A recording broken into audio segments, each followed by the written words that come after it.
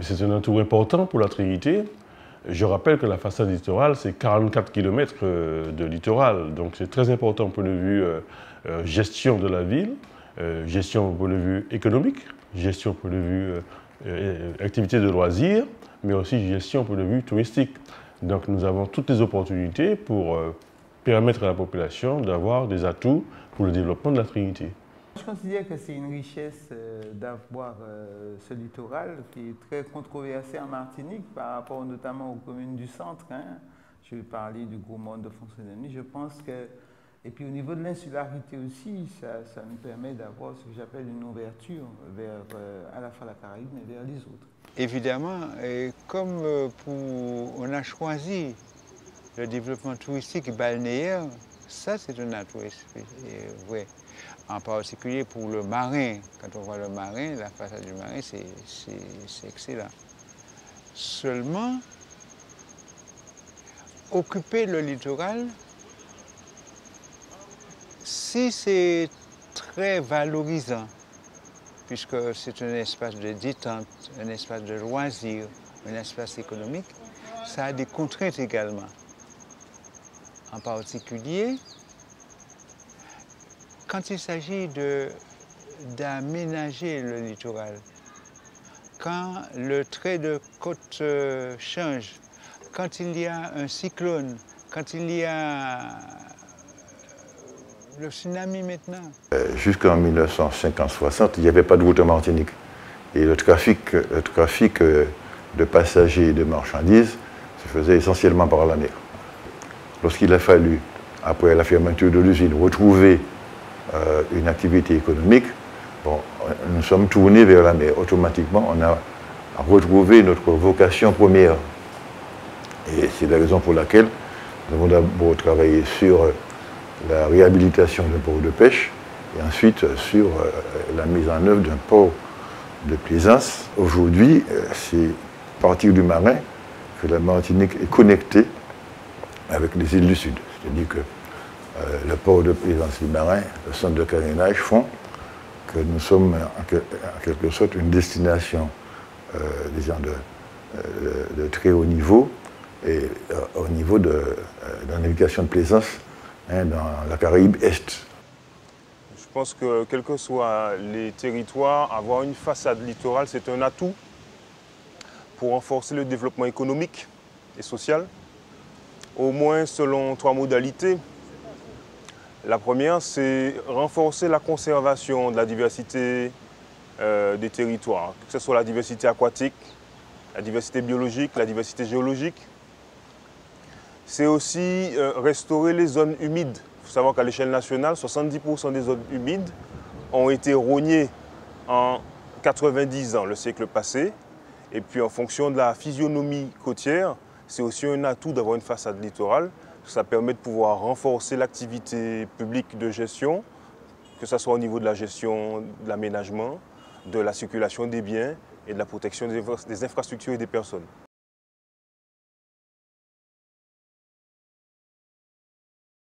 Nous avons eu d'énormes difficultés, je ne vais pas insister sur les difficultés que nous avons eues avec l'administration, parce que là, vous avez, ma longue expérience me montre que vous avez des administrateurs très compréhensifs, très intelligents qui nous ont aidés. Il y en a d'autres qui ont appliqué la loi de manière stricte. Depuis quelque temps, l'État s'intéresse beaucoup au développement de l'économie maritime aux Antilles et il nous aide. Si bien que il y a 3 ans, l'État a élargi notre compétence sur 90 hectares. Dorénavant, le fonds de cul-de-sac du marin est géré par la commune du Marin. La loi littorale dit qu'il faut que chacun puisse avoir accès librement et puisse circuler librement sur le littoral. Et en Martinique, on est loin de là. Hein. On pourrait parler de Saint-Just, où la Soufama a eu à mener un combat très dur, qui a amené des condamnations de mise en examen et tout le reste. Mais quand on regarde Capes au François, quand on regarde le diamant, mais c'est vrai. Alors on aurait dit que les problèmes de sécurité, les problèmes de respect de la loi, c'est ignoré. Et quelquefois, j'ai eu l'occasion de le dire au préfet, on laisse faire et puis après on régularise. Arriver à mettre en place une interconnexion entre tous les acteurs, je veux parler de Cap Nord, de la CTM, des communes qui sont visées, des communes concernées, de telle sorte à nous permettre de faire justement de ce littoral une véritable richesse, comme je le dis, en préservant donc ce littoral. Il y a un problème opérationnel de zonation, c'est-à-dire qu'on n'arrive pas à distinguer de façon très claire les zones qui devraient bénéficier d'une protection stricte des zones mixtes qui bénéficieraient d'aménagements pour l'activité humaine. Et enfin, cette gestion nécessiterait de pouvoir avoir l'harmonisation des activités humaines, ce qu'on appelle les usages, de sorte que ces usages soient ajustés au cycle naturel, à l'environnement, au fonctionnement de l'environnement tout simplement. Sur le littoral, plusieurs organismes interviennent et forcément, ces organismes-là n'ont pas de coopération entre elles et la ville se retrouve au milieu de différents textes de loi qu'elle n'arrive pas à gérer parce que chacun porte sa contribution de son texte de loi et défend les intérêts de son texte de loi. Donc souvent, la ville est là et au milieu de bagarres administratives au niveau de l'État et nous n'avançons pas dans le règlement du littoral. La zone de 50 pas géométrique, les investissements que nous devons faire sur le littoral, nous avons ici à la Trinité beaucoup de difficultés à mettre en place. Depuis 15 ans, on se bat pour mettre un AAT touristique sur Sportown. Depuis 15 ans. Depuis 15 ans, on se heurte à plusieurs secteurs de l'État qui nous donnent chacun leur façon de voir les choses.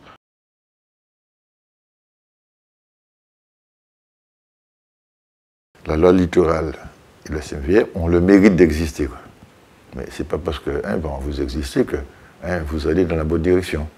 Et par conséquent, aujourd'hui, il y a une nécessité de réajustement, de redressement et de mise en place de perspectives d'ouverture de la Martinique, de réappropriation de l'espace maritime par les Martiniquais. En Martinique, alors évidemment, c'est une loi qui est utilisée en tout cas pour l'aménagement du territoire, mais pas toujours dans le bon sens. J'ai eu l'occasion de dire, par exemple, j'ai regardé, j'ai trouvé dans d'autres pays qui sont contraints par le littoral. Dans certaines régions, en France singulièrement, je regarde en Bretagne, par exemple, il y a une décision volontariste qui dit, nous n'allons pas aménager, nous n'allons pas permettre des constructions entre la route et la mer. C'est une manière de sécuriser les gens. Parce que ce n'est pas seulement une contrainte, parce que quand on entend M. Safache dit le niveau de la mer est appelé à augmenter. Et tous ceux qui sont sur le bord de mer, que ce soit à Saint-Plus, que ce soit à Fort-de-France même, ça c'est noyé dans quelque temps. Quand je vois par exemple, pour prendre un cas d'actualité, Albioma, au Galion, c'est au-dessous du niveau de la mer. Pourquoi mettre une usine là qui dans quelque chose risque de se trouver sous l'eau? Mais il n'y a pas une gestion prévisionnelle des choses. C'est ce que nous aurions souhaité. Selon moi, c'est un outil qui revêt plusieurs volets. Un volet à la fois d'aménagement, de protection et de valorisation. Lorsque je parle valorisation, je veux parler de ce qui se passe par exemple au Makouba, la commune qui est juste voisine, où on a des arrivées de tortues marines et que nous n'arrivons pas encore à exploiter. Je pense que ça peut être porteur d'emploi pour les jeunes parce que nous pouvons justement, et c'est là encore ce qui me vient à l'esprit, c'est ce mot richesse qu'il faut développer, qu'il faut aussi préserver et par conséquent qu'il faut valoriser. C'est extrêmement important. La loi littorale, c'est un outil de gestion des espaces publics, d'aménagement des activités économiques et sociales. C'est aussi un outil de protection de l'environnement. Mais après les révisions récentes de l'année 2016, je pense qu'il serait beaucoup plus utile de pouvoir faire un état des lieux des cas de jurisprudence. Ils sont nombreux, de sorte à pouvoir apprendre de l'expérience de cette loi qui est appliquée en 1986 et qui est encore imparfaite sur le plan de son application. La loi littorale devrait être une loi qui permette aux collectivités communales de pouvoir investir, de pouvoir gérer. Il serait bien que ce soit les élus de la Martinique qui gèrent le littoral. Et ça, c'est important pour nous d'avoir sur place des élus qui connaissent leur territoire pour permettre à ces élus-là de pouvoir investir. Je ne vois pas quel élu qui ira à l'encontre du développement durable. Tous les élus de la Martinique, quels qu'ils soient, de quelque bord politique qu'ils soient, sont là pour développer leur territoire, mais dans le développement durable. Donnons la priorité aux élus pour qu'ils aient en main leur propre destin.